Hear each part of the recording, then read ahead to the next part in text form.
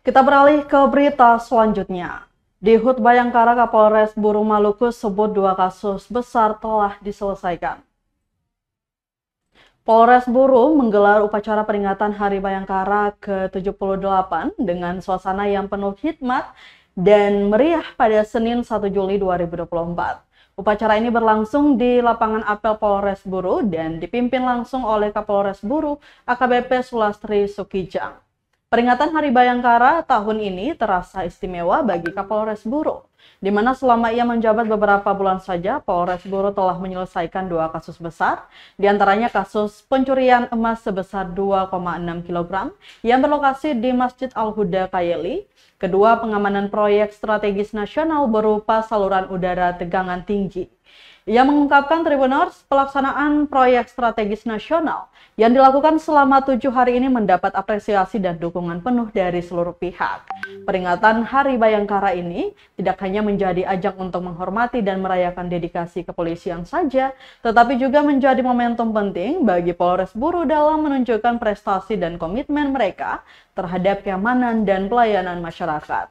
Acara ini turut dihadiri oleh pejabat Bupati Buru, pejabat utama Polres Buru, seluruh personil, dan tamu undangan lainnya. Peringatan Hari Bayangkara kali ini diisi berbagai kegiatan internal serta penghargaan bagi personil berprestasi dan pemenang Lomba HUT Bayangkara ke-78.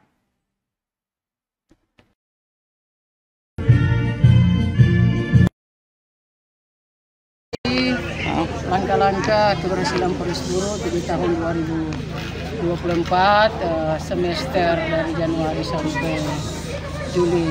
Hingga saat ini pertama kali kami mengungkap kasus besar, yaitu kasus pencurian emas 2,6 kg tepatnya di Masjid Al-Huda Kayeli itu pada bulan Maret. Kemudian yang kedua adalah kita melaksanakan pengamanan proyek strategi nasional dan alhamdulillah keadaannya aman, lancar.